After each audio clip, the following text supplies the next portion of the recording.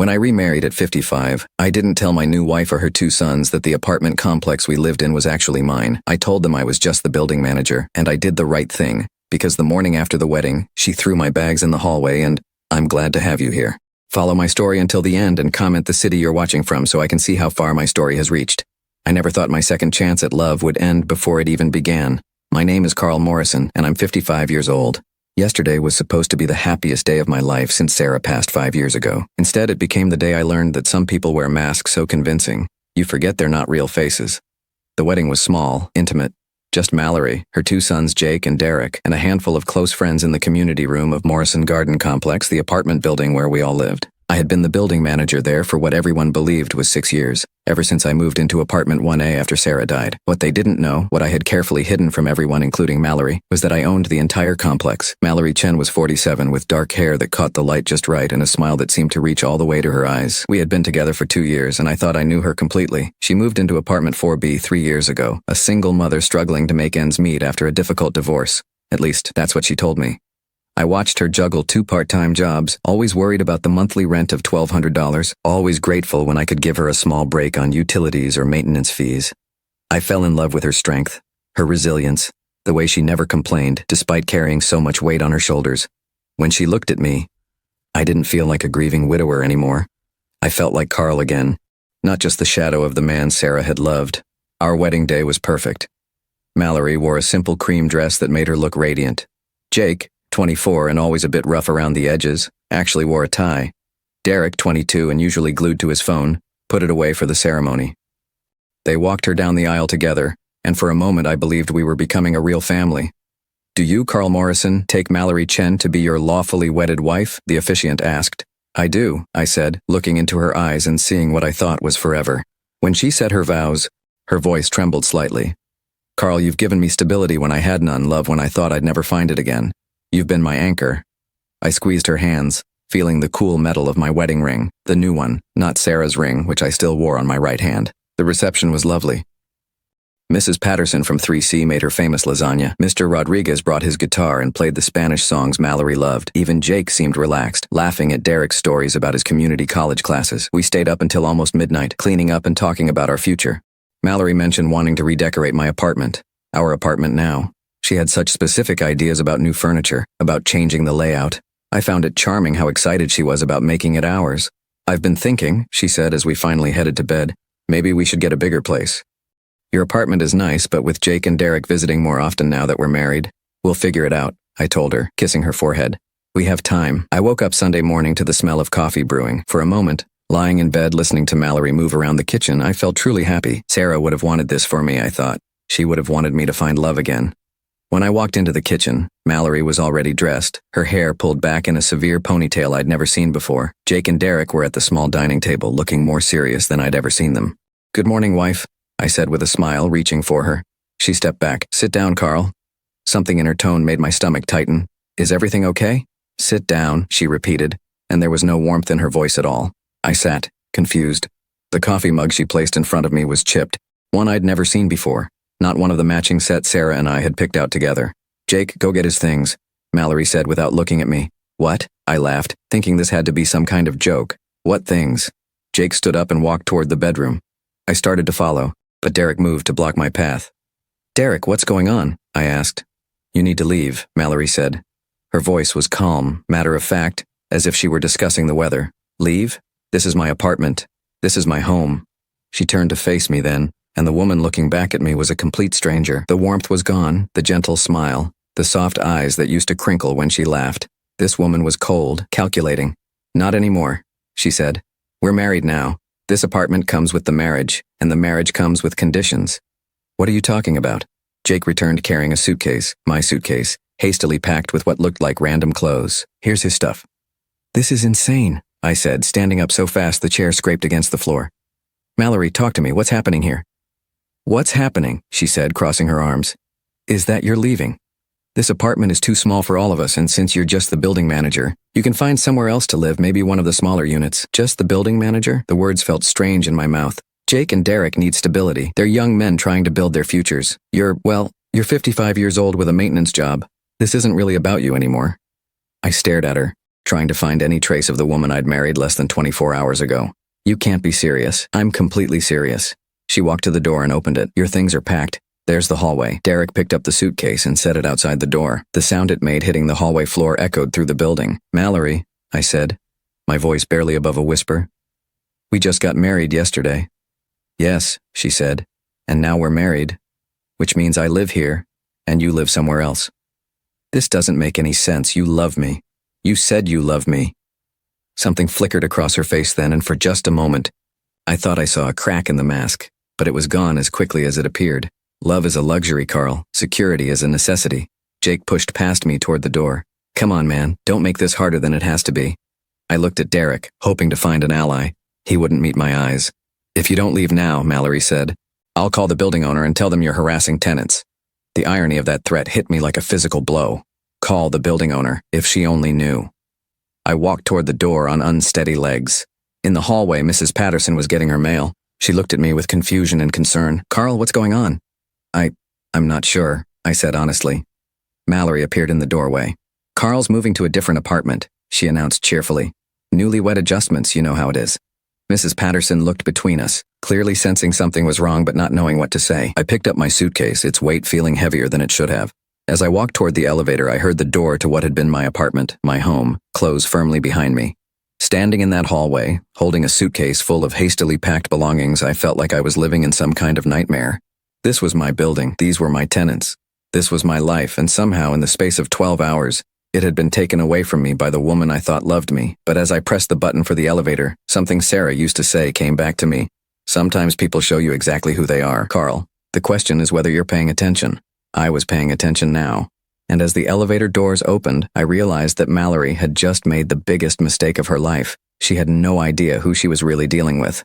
The spare apartment in the basement wasn't much. Just a small studio I kept for emergencies.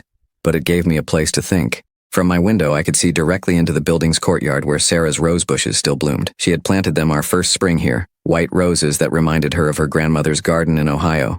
I sat on the narrow bed, still wearing yesterday's wedding clothes, trying to make sense of what had happened. The woman who had thrown me out of my own apartment wasn't the same woman who had cried during our first dance 2 nights ago. That Mallory had been gentle, grateful, vulnerable. This Mallory was someone else entirely. My phone buzzed with a text message.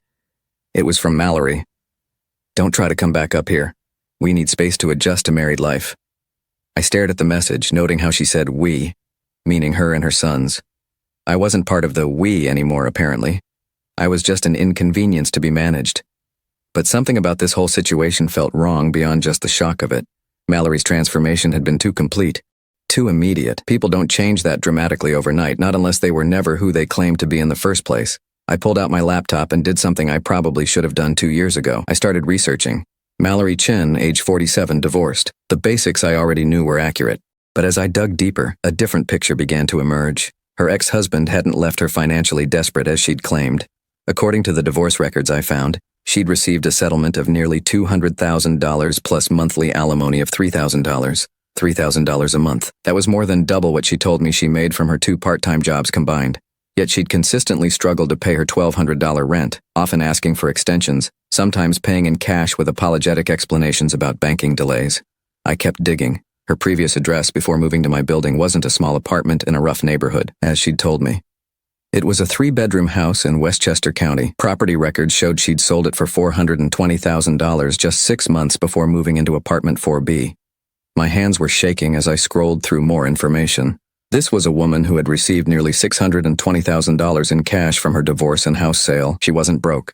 She hadn't been struggling. She had been lying to me for 2 years, but why? A knock on my door interrupted my thoughts. I opened it to find Derek standing in the hallway, looking uncomfortable. Hey, Carl, he said, not quite meeting my eyes. Derek.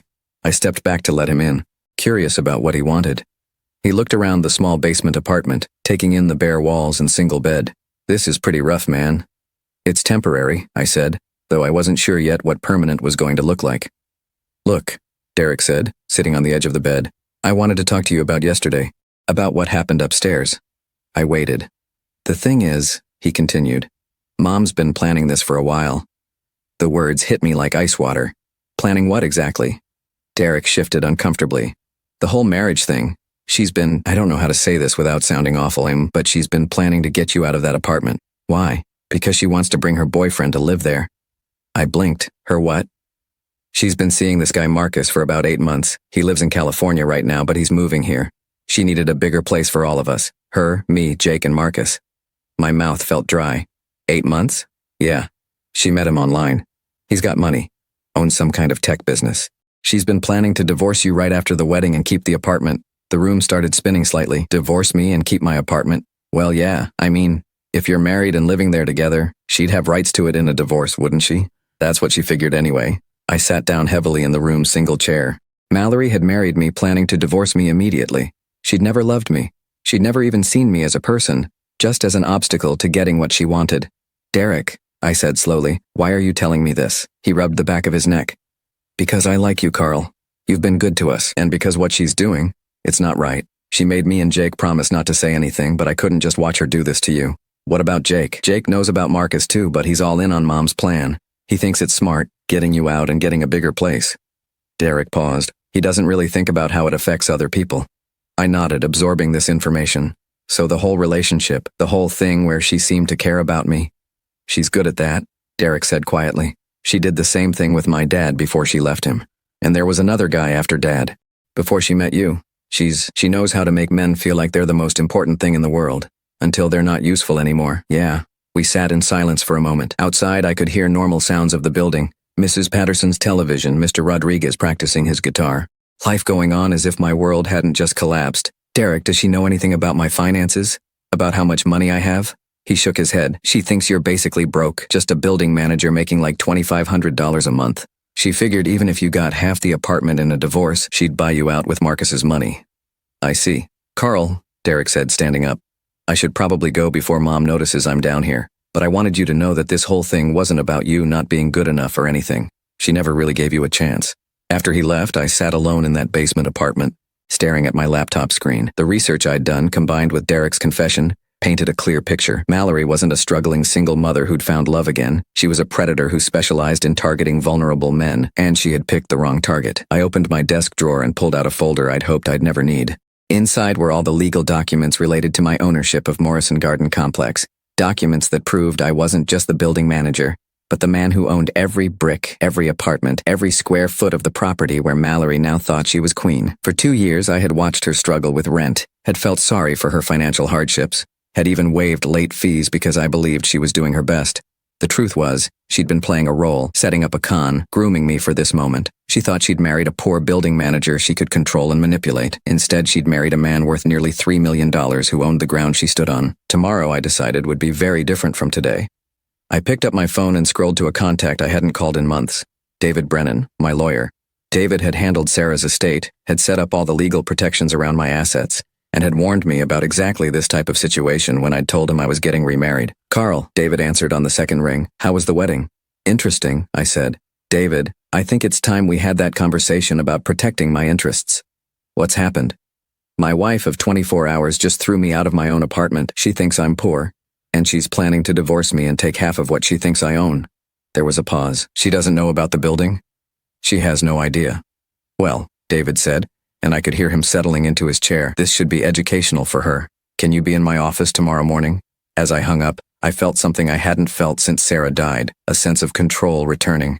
Mallory thought she was playing chess while I was playing checkers. She was about to learn that she wasn't even playing the same game. Monday morning came with the kind of clarity that only follows a sleepless night of planning. I had spent hours with David Brennan going over every legal detail, every protection I had in place, every move Mallory might try to make. Now it was time to turn the tables. I stood outside apartment 4B, my apartment 4B, at exactly 9 o'clock in the morning. I could hear voices inside, laughter even. They were celebrating their victory, completely unaware that their world was about to shift beneath their feet. I knocked firmly on the door. Just a minute, Mallory's voice called out, bright and cheerful in a way that made my skin crawl. When she opened the door, she was wearing one of my old Columbia University sweatshirts, one that Sarah had bought me for my birthday years ago. Seeing it on her felt like a violation. Carl, she said, not bothering to hide her annoyance. I thought we discussed this. You can't just show up here anymore. Actually, Mallory, I can. I held up a thick manila envelope. We need to talk. I don't think so. Jake, Derek, come here. Both young men appeared behind her, Jake with his chest puffed out like he was ready for a confrontation, Derek looking uncomfortable but standing with his mother nonetheless. "Guys," I said calmly, "you might want to sit down for this." "We're not sitting down for anything," Jake said. "You need to leave." I opened the envelope and pulled out the first document. "This is the deed to Morrison Garden Complex, the entire building. Take a look at the name on the ownership line." I held it up so they could see. The color drained from Mallory's face as her eyes focused on the words. "Carl Morrison, sole proprietor." That's not possible," she whispered. "It's very possible. In fact, it's been true for the past 15 years. I built this place with the insurance money from my first wife's death and my savings from 20 years in construction management." Jake grabbed the paper from my hand, his eyes scanning frantically. "This has to be fake." "Here's the property tax assessment," I said, handing him another document. "Here's the mortgage documentation showing final payment 3 years ago. Here's my business license for Morrison Property Management. Would you like to see my bank statements showing the rental income from all 12 units? Mallory sat down heavily on the couch, my couch, her hands shaking. "You said you were the building manager." "I said I managed the building. I never said I didn't own it." Derek was staring at the papers, his mouth slightly open. "Carl, you own this whole place? Every brick, every pipe, every square inch of ground it sits on." "But," Mallory said, her voice getting higher, "you live like you don't have any money. You drive that old pickup truck. You wear work clothes. You said you made $2,500 a month. I said that was my salary as building manager. Which it is. I pay myself a modest management fee for tax purposes. The rental income from 11 other units, however, brings in about $14,000 monthly. After expenses, maintenance, and property management costs, my net income from this building alone is roughly $9,000 per month." The silence in the room was deafening. Jake was the first to recover. "So what? You still married Mom. She still has rights." "Actually, Jake, she doesn't." I pulled out another document. "This is a prenuptial agreement your mother signed." "I never signed any prenup," Mallory said quickly. "You signed it right here," I said, pointing to a signature on the document. "Friday afternoon, at David Brennan's office. You thought you were signing apartment lease modification papers." Her face went white. "You tricked me. I protected myself. David explained every document you signed, Mallory. You just weren't paying attention because you thought you were signing papers to get Derek a lease reduction and Jake permission to park his motorcycle in the courtyard." The truth was, David had been extremely thorough. He'd explained that the documents included marriage protection clauses, but Mallory had been so focused on what she thought were tenant benefits that she'd rushed through the signatures. "You can't do this," she said, standing up abruptly. "We're married. I live here now. You live here as my tenant, Mallory, and as of today your rent is going up to market rate, $3,000 per month." "3,000? Derek gasped. "That's the going rate for a 2-bedroom apartment in this neighborhood. I've been giving you a significant discount for the past 3 years. Jake stepped toward me, his hands clenched into fists. "You son of a—" "Careful, Jake," I said calmly. "You're in my building talking to your landlord. And based on what Derek told me yesterday about your mother's boyfriend Marcus, you've been planning this little scheme for quite some time." Mallory's eyes snapped to Derek. "What did you tell him?" Derek looked miserable. "Mom, I couldn't just watch you do this to him. You told him about Marcus?" Her voice was deadly quiet. "Among other things," I said. "I also know about your divorce settlement, Mallory. The $200,000 you received. The $3,000 per month in alimony. The $420,000 you got from selling your house in Westchester." She sat back down, harder this time. "You've been lying to me for 2 years about being financially struggling. You've had over $600,000 this entire time. You weren't a struggling single mother. You were a woman running a long con." "I never," she started, but I held up my hand. "I have your financial records, Mallory. I know about the rental property you own in Albany that brings in $1,800 monthly. I know about the investment account with Merrill Lynch that has a current balance of roughly $460,000. I know you're not poor, and I know you never were." Jake slammed his fist on the coffee table. "So what's your point, old man?" "My point is that your mother married me under false pretenses, planning to divorce me and steal my assets. What she didn't count on was that I'm not the naive widower she thought I was." I pulled out my phone and opened the security camera app. "I also know that Marcus flew in from San Francisco yesterday and spent the night in apartment 2C, Mrs. Chen's place, because your mother arranged for him to stay there while she figured out how to get rid of me permanently." Mallory's face crumpled. "How do you know that?" "Because I own the building. Mallory, I have security cameras in every hallway, every entrance, every common area. I've watched Marcus come and go 3 times in the past 6 months during what you told me were weekend visits to your sister in Connecticut." I scrolled through the camera footage on my phone, showing her clear images of a tall man with dark hair entering and leaving the building, sometimes with overnight bags, always when I was supposedly away on building maintenance trips. "You've been planning this for months, the marriage, the immediate divorce, taking half of what you thought I owned. You figured I was a simple building manager with maybe 40 or 50,000 in savings, and even half of that would be worth it for a few months of pretending to love me." Derek was staring at his mother with an expression I'd never seen before, disgust mixed with disappointment. The problem with your plan, I continued, is that you're not divorcing a poor building manager. You're divorcing a millionaire who owns property, investments, and enough liquid assets to make your little inheritance look like pocket change. How much? She whispered. Including this building, my investment portfolio, savings, and other real estate holdings, just over $2,800,000. Jake dropped into a chair. Derek sat down slowly on the couch beside his mother. But here's the beautiful part of all this, I said, pulling out the final document from my envelope. Because you signed that prenuptial agreement, and because you've committed marriage fraud by entering into our marriage with the premeditated intent to divorce me for financial gain, you're not entitled to a single penny. Mallory looked at the document in my hands. What is that? Divorce papers. I filed them this morning. Grounds, fraud, deception, and breach of marital contract. David assures me that, given the evidence of your premeditation and your false claims about your financial status, this will be processed quickly and in my favor. She started crying then, but they weren't the gentle tears I'd seen during our relationship. These were harsh, angry sobs of someone whose plans had completely fallen apart. You can't do this to us, she said through her tears. We have nowhere to go. You have plenty of places to go. Mallory, you have $460,000 in investments, monthly alimony, and rental income from your Albany property. You're not homeless. You're just not getting my money on top of your money. What about Jake and Derek? I looked at both young men. Derek met my eyes with what looked like relief. Jake was staring at his hands. Derek can stay if he wants. His name was on the lease modification you thought you were signing, but it was actually a separate apartment lease for Unit 3A. If he wants to live here as a regular tenant, paying regular rent, he's welcome. Derek straightened up. Really? You're the only one in this family who showed me any honesty, Derek. Yes, really. And Jake? Mallory asked. Jake will have to find somewhere else to live. Preferably with Marcus, since that was the plan all along anyway. The room fell silent except for Mallory's crying. You have 30 days to vacate apartment 4B, I said. That's more generous than I need to be, but I'm not heartless, I'm just not stupid. As I walked toward the door, Mallory called out behind me. Carl, wait, we can work this out. I made mistakes, but we can fix this. I turned back to look at her one last time. Mallory, you didn't make mistakes. You made choices. You chose to lie to me for 2 years.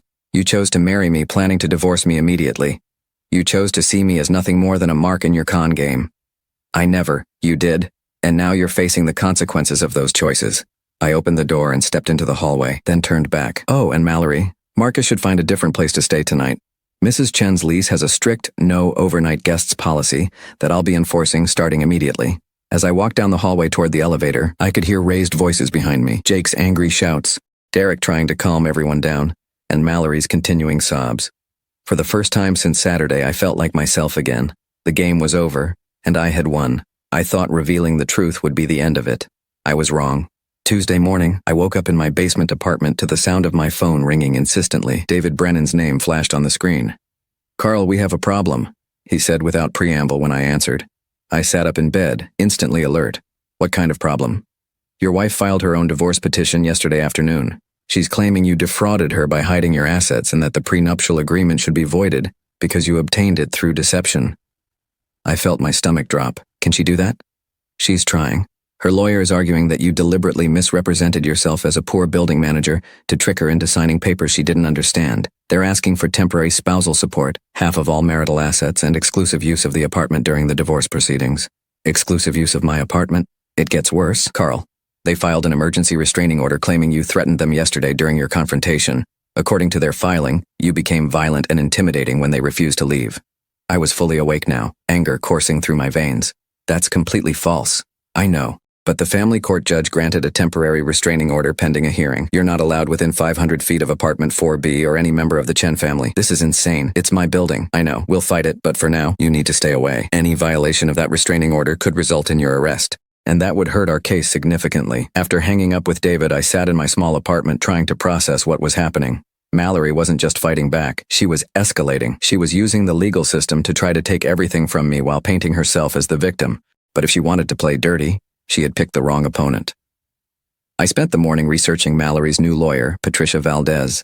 She specialized in high-asset divorces and had a reputation for aggressive tactics on behalf of female clients. Her website featured testimonials from women who had gotten what they deserved from wealthy ex-husbands. She was expensive, but she was good. The question was, how was Mallory paying for her? By noon, I had my answer.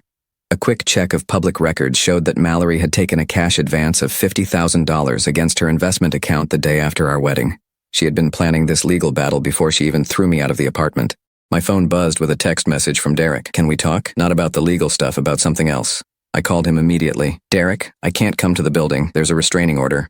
I know. Can you meet me at the coffee shop on Maple Street? It's about Mom and Jake. An hour later, Derek sat across from me in a corner booth at Rosetti's Cafe, looking more tired than I'd ever seen him. His usually neat appearance was disheveled, his eyes red from what looked like a sleepless night. She's completely lost it, he said without preamble. What do you mean? Yesterday after you left? She went crazy. She started throwing things, screaming about how she was going to destroy you. Jake was right there with her, talking about how they were going to take everything you owned. Derek paused, running his hands through his hair. But then Marcus showed up. At the apartment? Yeah. And Carl, this guy isn't what she told us he was. I leaned forward. What do you mean? She said he was successful, that he owned a tech company in California. But when I talked to him last night, he let slip that he's actually unemployed. He's been living off unemployment benefits and staying with different women he meets online. My blood ran cold. Different women? He started bragging to Jake about how he's got this system worked out. He finds women online who seem financially stable, convinces them he's successful, then gradually moves in with them. When they figure out he's lying, he moves on to the next one. And Mallory doesn't know this? Derek shook his head. She has no idea. She thinks he's going to help her pay for the legal battle and then they'll live together in your apartment after she wins the divorce. I sat back, processing this information. Derek, this means your mother is being conned by the same type of person she tried to con. That's not even the worst part, Derek said. He pulled out his phone and showed me a photo. It was Marcus, but he looked different, thinner, scruffier, clearly older than the polished photos Mallory had shown me. I reverse searched his photo. His real name isn't Marcus Chen, it's Martin Kowalski, and he's got a criminal record. For what? Fraud, identity theft. He's been arrested 3 times in California for running romance scams on older women. There's a warrant out for him in Nevada for skipping bail on a theft charge. I stared at the information on Derek's phone screen. This was bigger than just a messy divorce. Mallory had unknowingly brought a career criminal into my building. Derek, why are you telling me this? Because I'm scared, he said simply. Mom is so focused on trying to destroy you that she's not seeing what's right in front of her. This guy is dangerous. And Jake. He paused. Jake thinks Martin is cool. He's talking about doing some kind of business with him. What kind of business? I don't know. But they've been whispering about it. Something about easy money and how stupid rich people are. A chill ran down my spine. I thought about all the elderly residents in my building. Mrs. Patterson with her Social Security checks. Mr. Rodriguez with his veteran's pension. These were vulnerable people, and I had unknowingly allowed a predator into their home. Derek, I need you to do something for me. Can you record any conversations between Jake and Martin? I can try, but Carl, there's something else you need to know. What? Mom cleaned out her investment account yesterday. All $460,000. She moved it to some offshore account that Martin set up for her. He told her it was to hide the money from you during the divorce. I felt like I'd been punched in the stomach. She moved her entire savings to an account controlled by a man with a criminal record? He told her it was temporary, just until after the legal stuff was settled. But Carl, I looked at the paperwork he had her sign. I don't think she's ever going to see that money again. I closed my eyes, trying to think clearly. The situation had spiraled far beyond a simple case of marriage fraud. Mallory had been victimized by exactly the type of con she had tried to run on me, and now she was too invested in fighting me to realize it. Derek, you need to get out of that apartment. What? Tonight, pack your things and leave. Go stay with a friend, get a hotel room, whatever you need to do. This situation is about to get much worse. I can't just abandon her. You're not abandoning her. You're protecting yourself. Derek, think about what you just told me. Martin is a career criminal with fraud convictions. Your mother just gave him access to nearly $500,000. Jake is talking about getting involved in whatever scheme Martin is running. And all of this is happening in my building, where there are elderly tenants with fixed incomes and limited ability to protect themselves. Derek's face went pale as the implications sank in. I have to call the police, I continued. I have to report Martin's presence in the building and the fact that he's using a false identity. When I do that, everyone in that apartment is going to be investigated. But Mom, your mother made her choices, Derek. She chose to lie to me. She chose to try to steal my assets. And now she's chosen to trust a criminal with her life savings. I can't protect her from the consequences of those choices. Derek was quiet for a long moment. Finally, he nodded. You're right. I'll pack tonight. Good.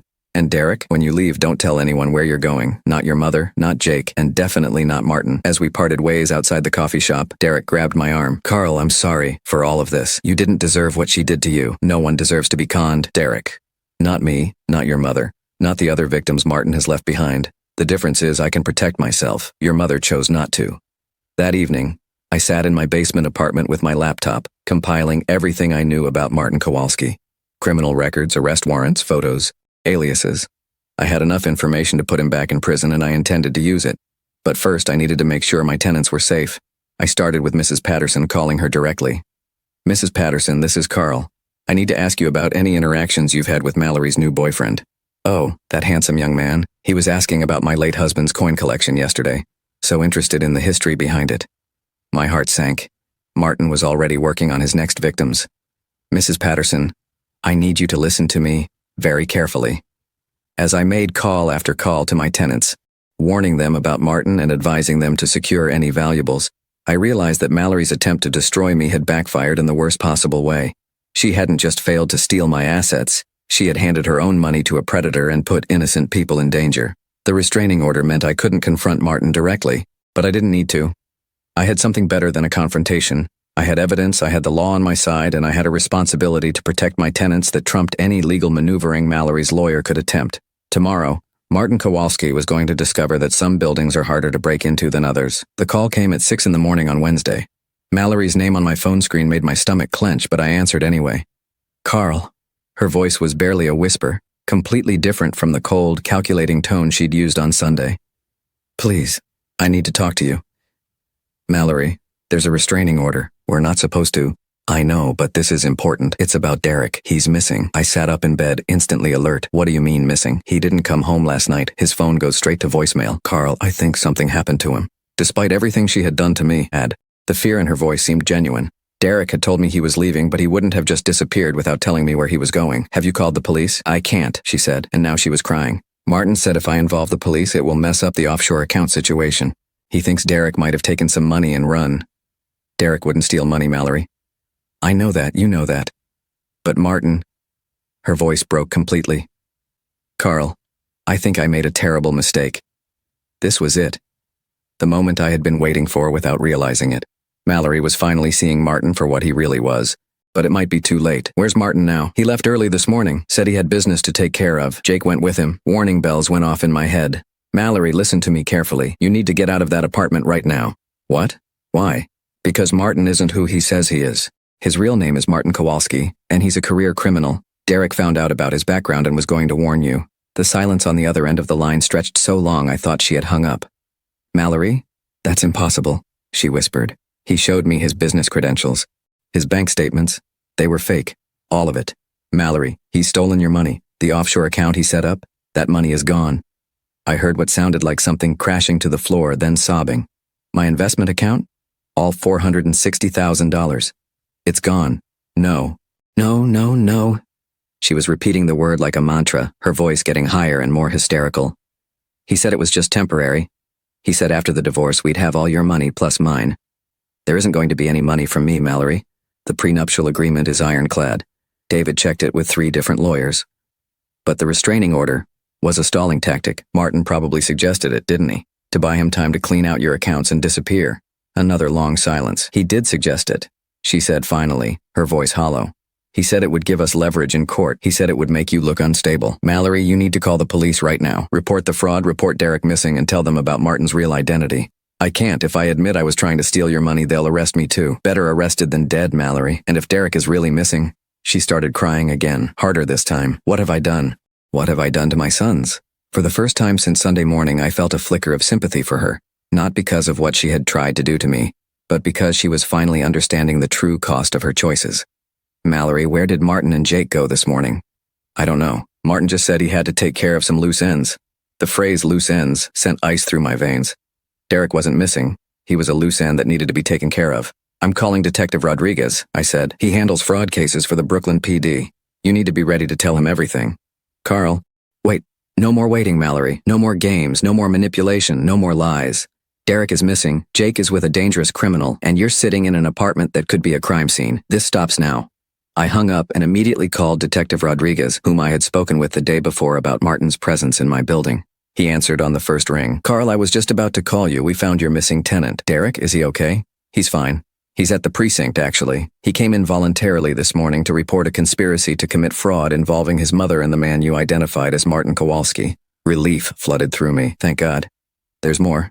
Derek recorded several conversations between Kowalski and the older brother, Jake. They were planning to rob some of your elderly tenants. They had detailed information about Mrs. Patterson's coin collection. Mr. Rodriguez's veterans benefits, even Mrs. Chen's jewelry collection. So Derek wasn't missing. He was gathering evidence. Smart kid. He realized his family was in too deep and decided to do the right thing. But Carl, we need to move fast. Our surveillance team lost Kowalski and Jake about an hour ago. They could be coming back to the building. That's what we're thinking. Derek says Jake has a key to the apartment and knows the building layout. If they're planning to hit your tenants, today would be the day to do it. What do you need from me? We need you to stay away from the building until we can apprehend them. I know it's your property, but if something goes wrong and civilians get hurt, I understand. But as I hung up, I realized I couldn't just sit in my basement apartment while my tenants were in danger. Restraining order or no restraining order, I had a responsibility to protect them. I called Mrs. Patterson first. Mrs. Patterson, this is Carl. I need you to listen to me carefully and do exactly what I say. One by one, I called every tenant in the building. I told them to lock their doors, not answer unless they heard my voice specifically, and to call 911 if they saw anyone they didn't recognize in the hallways. Then I called Mallory back.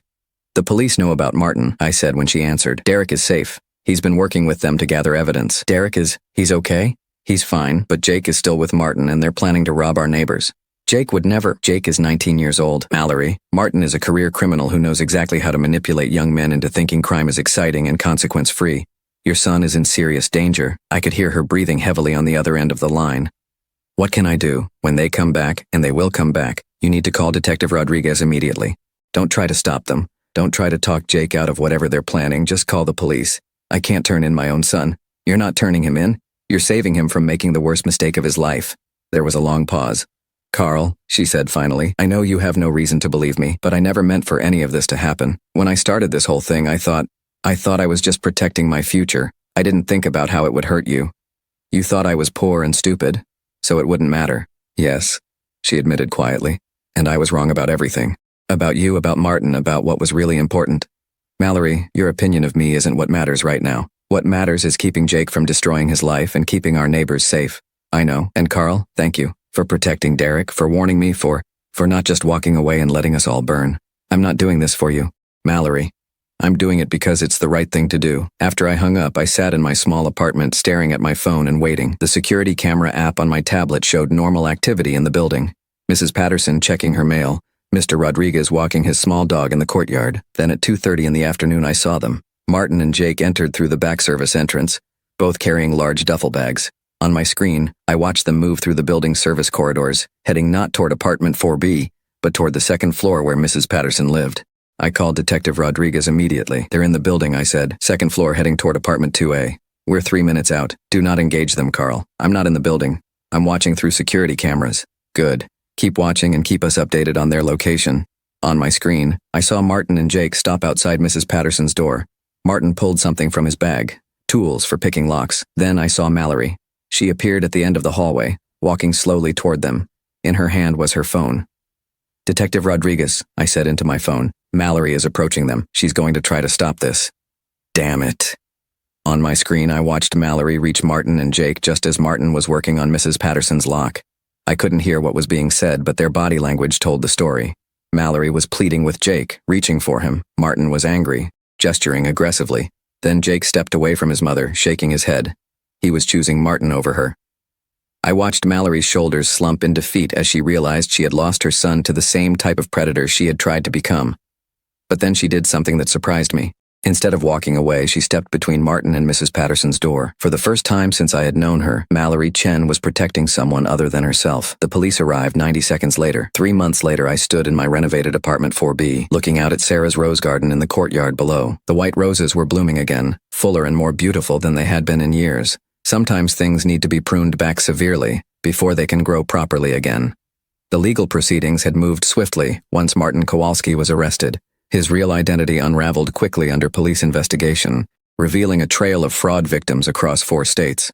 The offshore account he had set up for Mallory's money led investigators to a complex scheme involving at least 12 other victims, mostly widowed or divorced women between the ages of 40 and 60. Mallory had cooperated fully with law enforcement, providing evidence that helped convict not only Martin, but also a network of accomplices who specialized in romance fraud targeting middle-aged women. In exchange for her cooperation, the district attorney had agreed not to file charges against her for the marriage fraud she had attempted against me.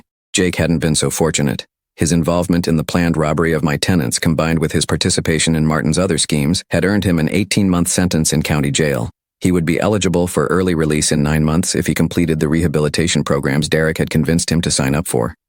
Derek knocked on my door at exactly 4 o'clock, as he had every Wednesday for the past 2 months. "How's the job search going?" I asked as I let him in. "I got the position at Morrison Construction," he said with a smile. "They want me to start Monday." I had recommended Derek for an entry-level project management position with my old company. After everything he had done to protect me and the other tenants, it was the least I could do. "That's great news. They're good people there. You'll learn a lot."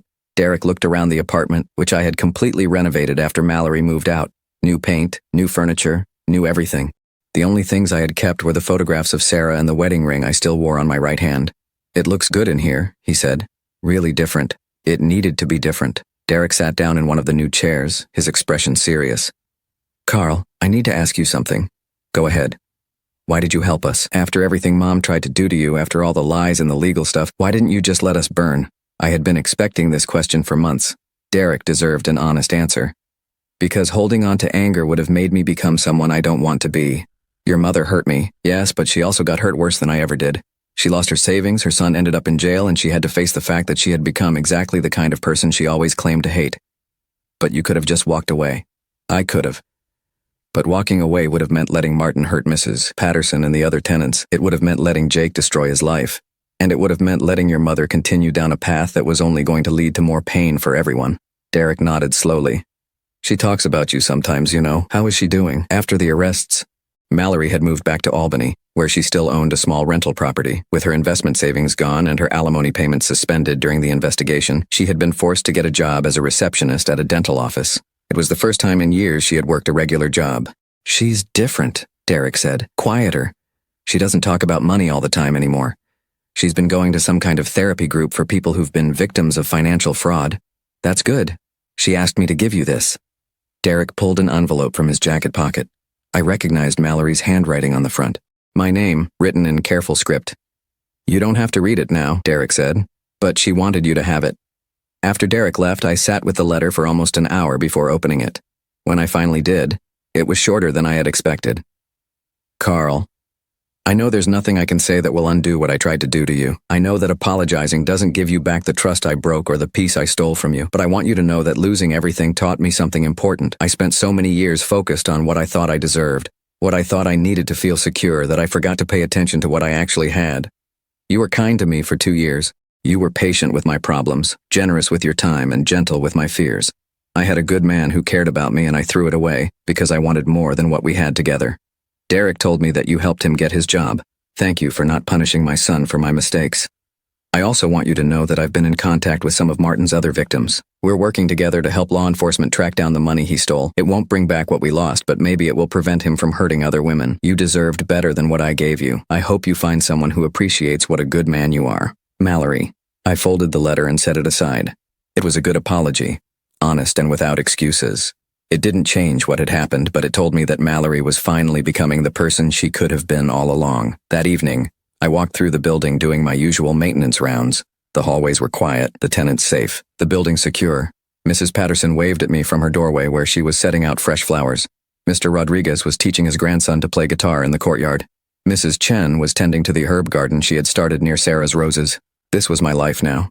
Not the life I had planned when I married Mallory, but the life I had chosen after I learned who she really was. I was alone again, but I wasn't lonely. I had my work, my tenants who had become like family, and the quiet satisfaction of knowing I had protected the people who mattered to me. As I locked up the building for the night, I thought about the conversation Derek and I had earlier about holding on to anger. The truth was, I wasn't angry at Mallory anymore.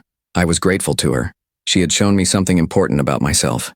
When everything fell apart, when I was tested in ways I had never imagined, I had chosen to be the kind of person Sarah would have been proud of. I had chosen protection over revenge, justice over destruction, and healing over hatred. That was worth more than any amount of money Mallory could have stolen from me. I climbed the stairs to my apartment, stopping as I always did at the window that overlooked the courtyard. Sarah's roses were in full bloom, white petals glowing in the moonlight like small stars against the dark earth. "I think you would have approved," I said quietly to the garden below. The next morning, I woke up to sunlight streaming through windows I had opened the night before. For the first time in months, I felt truly rested. I made coffee in the kitchen where Mallory had told me to leave, walked out onto the small balcony where she had planned to bring her boyfriend, and looked out at the city I had called home for 15 years. My phone rang. The caller ID showed a number I didn't recognize, but the area code was local. "Hello, Mr. Morrison? This is Janet Coleman from the Brooklyn Community Center. I hope I'm not calling too early." "Not at all. What can I do for you?" I'm calling about the apartment building support program you inquired about last month. We'd like to discuss having you speak to other property owners about protecting elderly tenants from financial fraud. I had almost forgotten about the inquiry I'd made. After everything with Martin, I had contacted several community organizations about creating educational programs for property owners and tenants. I'd be interested in that. Wonderful. Would you be available to meet next Tuesday? We have several other building owners who have expressed interest, and Detective Rodriguez said he might be able to join us to discuss warning signs to watch for. After we set up the meeting, I sat on my balcony finishing my coffee and thinking about the future. For months I had been focused on rebuilding my life after Mallory's betrayal. Now I was ready to think about building something new. Derek stopped by that afternoon with news that Jake had been accepted into the prison's vocational training program. He's learning electrical work, Derek said. He wants to have a real skill when he gets out. That's good. Honest work builds character.